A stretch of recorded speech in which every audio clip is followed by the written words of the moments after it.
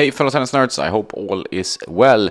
As you know, I've been playing a lot more tournaments in recent months. I've been playing a few tournaments, but it's getting more and more. I've signed up for a league locally here in Marbella, and I'm also going to be playing some more ITFs to come, so in a few weeks. And to prepare a bit for that, I'm trying to limit myself to not playing with too many rackets or playing around too much. Reviews will keep on going, so I have to manage a good process there. In my previous ITF tournament, I noticed that my mental ability, tennis ability is always a work in progress. Also the mental ability, sometimes I'm not really as focused on winning as my opponents, so I felt like I want to do some work on my mental game. And luckily my buddy Philippe, he's a mental tennis trainer.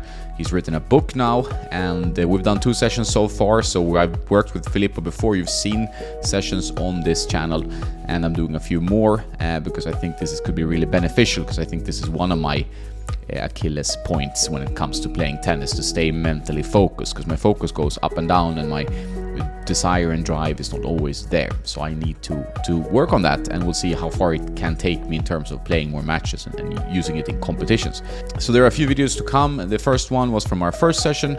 In all these sessions we try to play competitive points with some purpose of building an aspect of my game, staying focused, being calm, not going for too much, trying to troubleshoot some different situations that might arise. This is not tennis on par with what you see from Tennis Brothers, Felix, who's a great player, a young guy. This is amateur tennis. As you might know, I was kind of a late returner to the game in my 20s. I started playing a lot more in recent years, and always been testing rackets because I find that fascinating. But now I'm focusing a bit more on the game while still doing the racket thing with Tennis Nerd and doing interviews on my podcast and everything else, everything in the universe of tennis.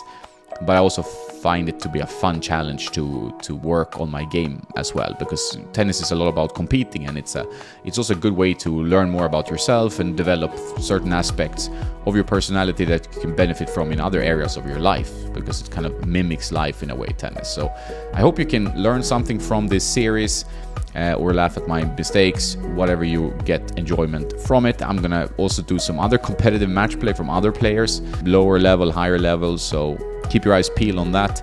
Please subscribe to the channel, turn on notifications. That's what everyone tells you, and I would really appreciate if you do that. More and more competitive content to come, because I know many of you like it as a little bit of a mix-up with the reviewing that goes on. P.S. If you want to support Tennis Nerd, check out the links in the description, such as my racket course, consultation service, Patreon, and Tennis Warehouse, and so on. If you use the links and buy something, I get a small commission at no extra cost to you. Helps Tennis Nerd stay alive. If you want to check out Mental Tennis, there's a 10% discount if you use Tennis Nerd 10 on the website. You scroll down and you go to where you write the voucher code, and you can write that code, so you get a little bit of a discount if you found Mental Tennis, Philippe and his team, through Tennis Nerd. So please use that if that interests you. I can really recommend working in a more systematic way on your tennis. I think it's really helped me to identify some weaknesses and really focus on them. It can be painful at times to realize how far you are away from where you want to be, but that's a part of the journey, and then you have to just keep working and you will get there. That is all. Have a nice day, and don't forget to play some tennis. Hey Jonas. Hey Philippe. Welcome back. Hi Tennis Nerds. So I'm with Filippo Gioello from Mental Tennis. We've worked together before, we've done videos before, and today we're going to work on some of the things that I struggle with in my match play. Now I play more matches, so I need more help generally. And we had a discussion in a coffee before. What were we talking about then? Look, Jonas knows almost everything about tennis. So my problem is, the obstacle I have with him is to guide between theory and practice. So today we're gonna have like a practical session, and my role will be to be a bridge between what I'm trying to teach in theory and to put into practice directly on court when he's competing. I might know what I need to do, but then executing it is always, as you know, in tennis, the issue, and you have to find a way between understanding and actually being able to do it on the court. So we'll see if I can get there, hopefully. So the last thing is that I want him to obey to his mind, and we'll try to do it. Okay?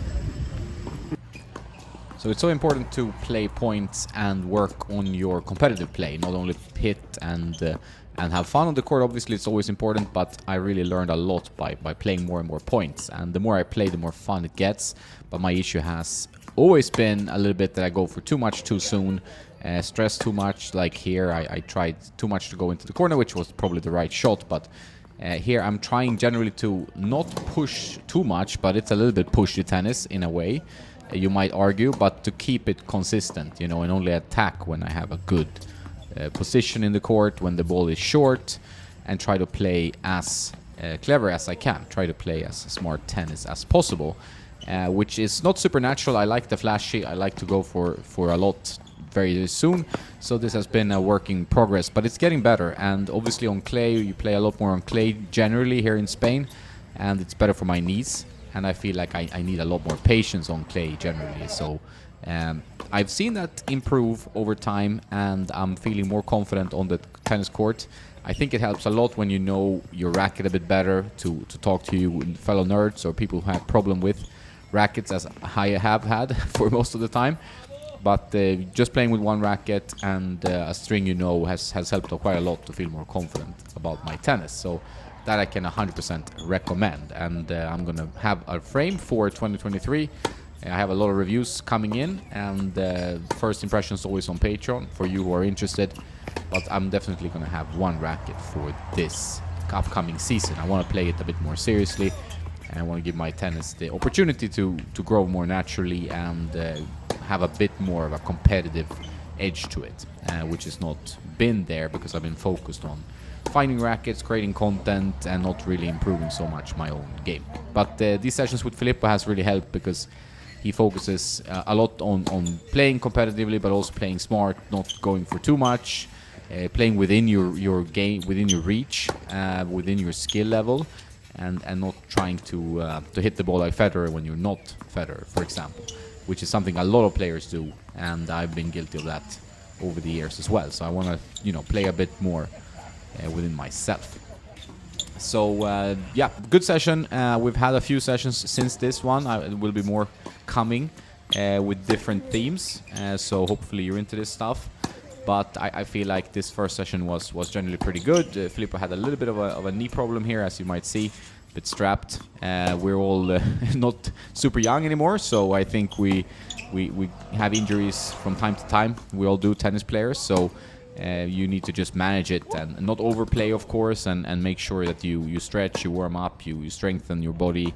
I've noticed that my morning warm-ups with like 30-40 minutes of stretching and some weights really helps my knees and my body, and feeling much more alert and better overall. So I can really recommend getting some exercise in every day. I like it in the mornings because then I've done it and I'm ready in case I'm playing tennis later on. So that's really helped me feel more confident about my body and about the strain I put on it every day when I'm playing tennis. I almost play every day, not quite, but I try to, and I have a hard time saying no to playing tennis, as most of my tennis friends know.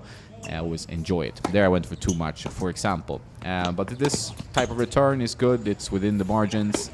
And, I'm confident I can make the shot. That's always important, that you evaluate your shot properly. And if you know this is a shot you're going to make most of the time, go for it. I think that's fine. But if going for something that's outrageous and just looks good on camera or whatever, I think that's a different story. Then you need to rethink. And I've had a tendency recently, I think, of playing too many drop shots. Now I've stopped that a bit, which I'm happy about, because that's not always the thing to do, because it feels a little bit rushed unless you know exactly that you have your opponent in the right position, far away from the net, for example. Then you can go for it, then you have more margins to make it. But sometimes it's just a stress response that you go for the drop shot, or if you just keep rushing to the net too much. It can work as a strategy if you're going to rush your opponent, but it's not generally the best idea over a match. You need to play smart, you need to take your time, you need to think about where you are, where your opponent are, and also where you are in the match mentally. And if you have the confidence to go for certain shots, then go for them. But if you're feeling a little bit off, I think it's better to play a little bit safer and try to get back into a good rhythm of tennis. I think that's generally a better idea. But I love these topics. I like thinking about it, and I think it's helped a lot to put more and more effort into this stuff as I'm playing more and more matches. Like I said, this is not ATP level by far, but at least it's I think most of us are not ATP players. So I think we can benefit from working on our game no matter what level we're on, and makes tennis so much more fun when we feel like we're improving. Doesn't always have to be trophies and ranking points and these types of things. It can just be a feeling of being more in control on the court and being more in control of your mind, for example. It can really help you in all aspects. So I hope you enjoyed this video. Thanks, Philippe, for taking part. More videos to come. As always, big thanks for following Tennis Nerd. Take it easy and don't forget to play some tennis. Hey guys, so post-hit conversation, which is always good. It's always good to kind of summarize what happened on the court, even if you play with a regular partner. Like just what happened, like maybe deconstruct. If you had like a bad match or a good match, it doesn't matter. It's really good to think about what you did. So what did you notice today with my game? Well, I'm very impressed today. Jonas played a really solid game. As we say, an aggressive consistency, which actually makes a really good tennis player, because the first thing I teach in mental tennis is mental soundness combined with consistency. Because when I met him, he was used to give away too many points, and today he played so solid. He didn't give away like 3 points maybe in the set. So congratulations, man. It was really really fun. I gave my best even if I'm injured, but the thing is he played really good. The only thing I can tell you is sometimes you easily lose focus. That means that when things are going good, you easily, your thoughts going, are away, and you don't stay in the present moment. You easily lose the sensation of the focus, and then it's very difficult to come back into this sensation. Yeah. So that is the only one thing that I would like you to improve on. Yeah, and then you need that in matches, because as you know, tennis ebbs and flows. You can win one set easily, next set is a new match, right? So then you have to start focusing again, and if you drop, you can start really badly. Next set is a new match, exactly. Maybe you can lose the first one 6-0, and maybe you can lose the match in the end of the day. Yeah, exactly. So tennis is one of the things you need to always stay on top of your emotions. Like that is the thing.